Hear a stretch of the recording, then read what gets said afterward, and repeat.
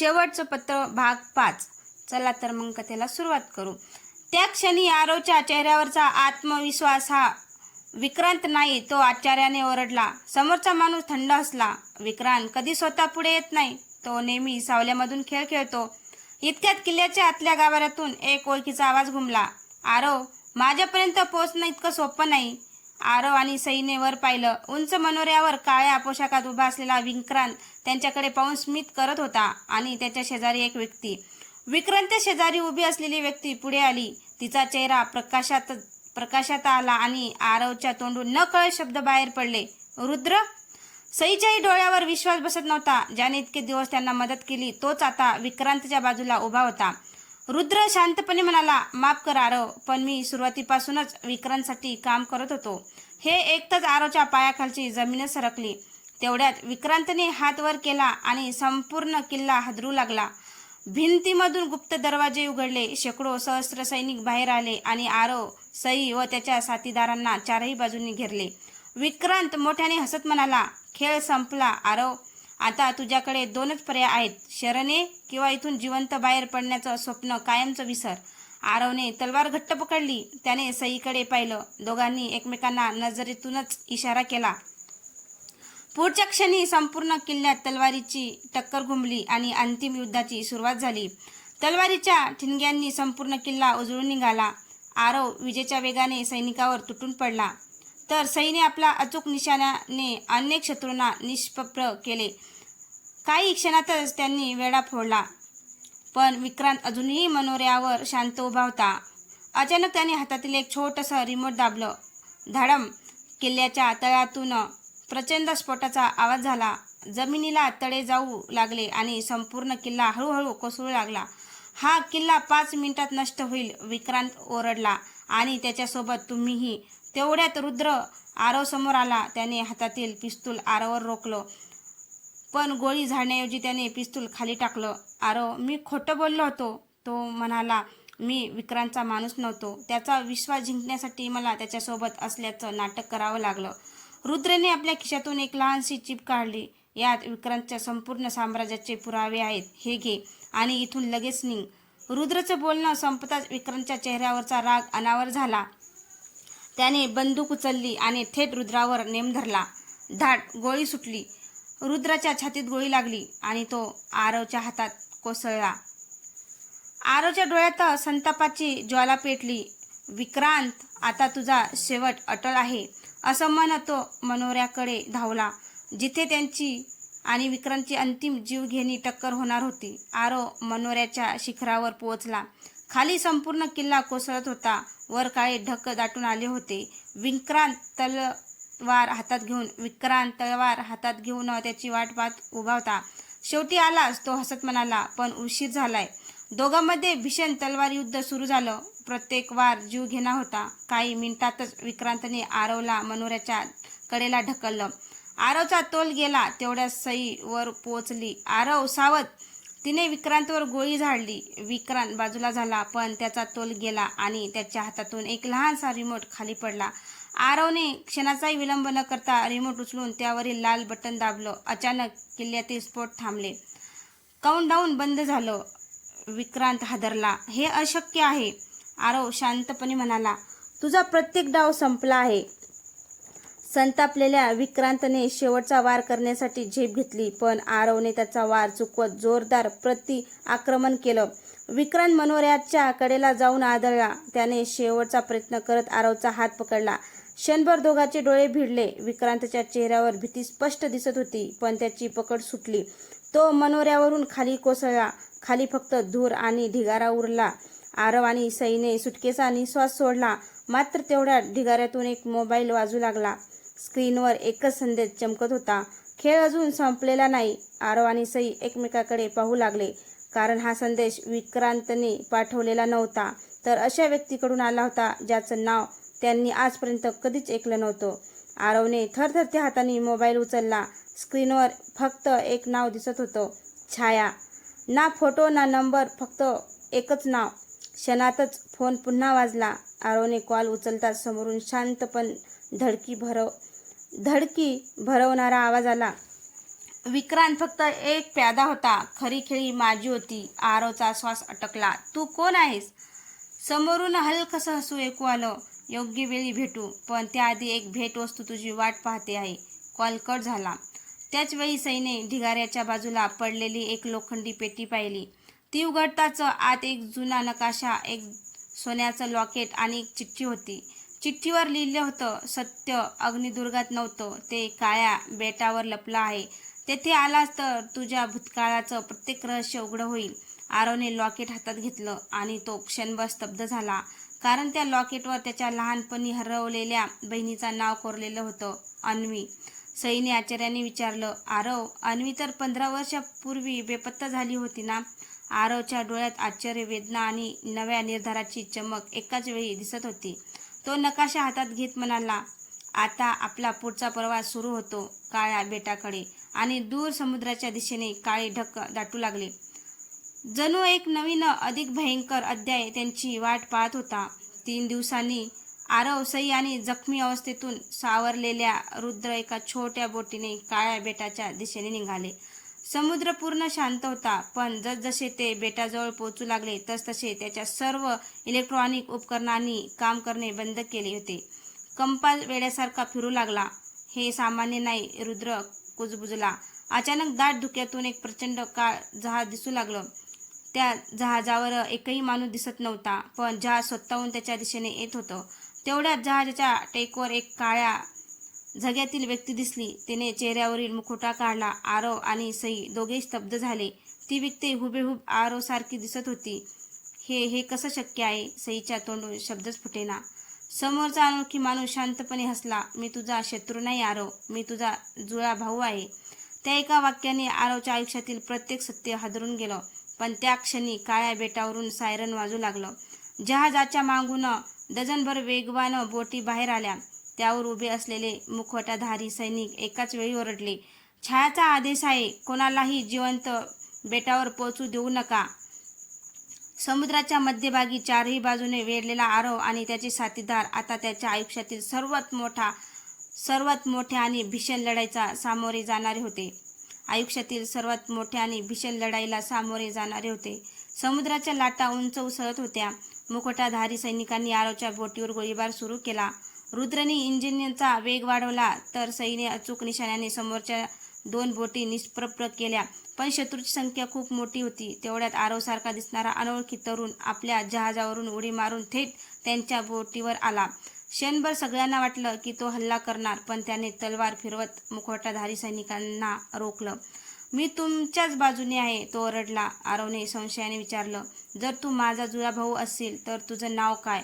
तो तरुण काही क्षण शांत राहिला, मग म्हणाला, माझं नाव अर्णव. हे नाव ऐकताच रुद्रच्या चेहऱ्याचा रंग उडाला. अर्णव म्हणजे? प्रोजेक्ट दैत्य खरंच यशस्वी झाला होता. आरवने त्याच्याकडे पाहिलं. प्रोजेक्ट दैत्य म्हणजे काय? रुद्रने खोल श्वास घेतला. 20 वर्षापूर्वी काही गुप्त शास्त्रज्ञांनी 2 भावावर एक गुप्त प्रयोग केला होता. त्यापैकी एकाला सुरक्षित ठेवण्यात आलं आणि दुसऱ्याला काळ्या बेटावर नेण्यात आलं. अर्णवने मान खाली घातली. हो, आणि त्या दिवसापासून मी छायाच्या कैदेत जगत आहे. इतक्यात समुद्राच्या पाण्यातून प्रचंड स्फोट झाला. एक विशाल पाणबुडी वर आली. तिचा दरवाजा हळूहळू उघडला. आतून एक उंच काळ्या पोशाखातील व्यक्ती बाहेर आली. त्याने टाळ्या वाजवत म्हटलं, शाब्बास आरव, अखेर तू इथपर्यंत पोहोचलास. त्याने हळूहळू आपला मुखवटा काढला आणि आरवच्या डोळ्यात धक्का स्पष्ट दिसू लागला. कारण समोर उभा असलेला माणूस आरवला लहानपणापासून मृत समजला गेलेला त्याचा वडील होता. आरव काही क्षण निशब्द उभा राहिला. बाबा? त्याच्या तोंडून शब्दही नीट बाहेर पडत नव्हते. सई, रुद्र आणि अर्णव तिघेही आवाक झाले. समोरचा माणूस शांतपणे म्हणाला, हो आरव, मी जिवंत आहे. आरवच्या डोळ्यात राग आणि वेदना एकाच वेळी दाटून आल्या. जर तुम्ही जिवंत होता तर आम्हाला अनाथासारखं का जगू दिलं? त्या माणसाने दीर्घ श्वास घेतला. कारण माझ्याकडे दुसरा पर्याय नव्हता. छाया संघटनेने तुमच्या आईला ओलीस ठेवलं होतं. तुम्हा दोघांना वाचवण्यासाठी मला स्वतःच्या मृत्यूचं नाटक करावं लागलं. इतक्यात पाणबुडीच्या आतून एक स्त्रीचा आवाज आला. इतकी वर्ष खोटं बोलूनही स्वतःला वडील म्हणतोस. सर्वांनी त्या दिशेने पाहिलं. एक मध्यमवयी स्त्री हळूहळू बाहेर आली. तिला पाहताच आरव आणि अर्णव दोघेही थिजून गेले.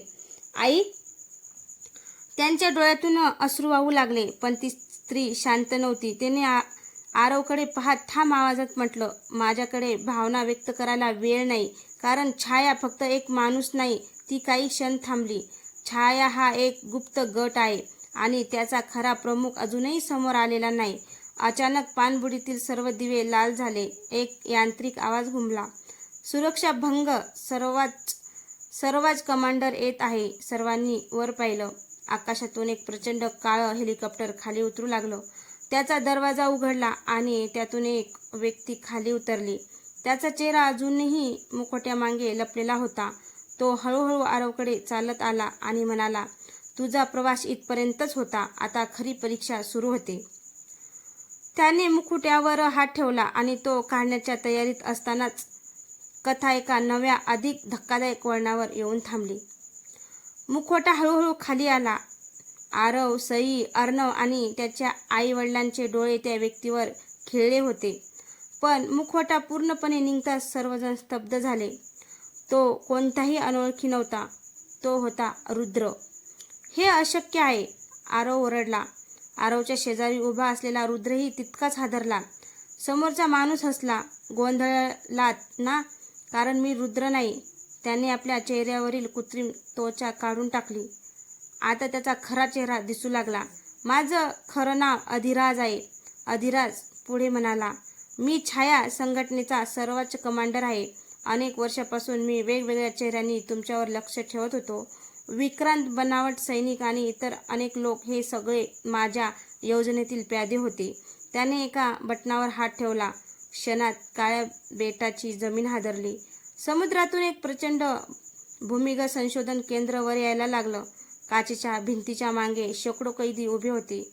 आरवची नजर एका काचेच्या कक्षावर खिळली. आता एक मुलगी बेशुद्ध अवस्थेत पडली होती. तिच्या गळ्यात तेच सोन्याचं लॉकेट होतं. आरवच्या डोळ्यात अश्रू आले. अन्वी?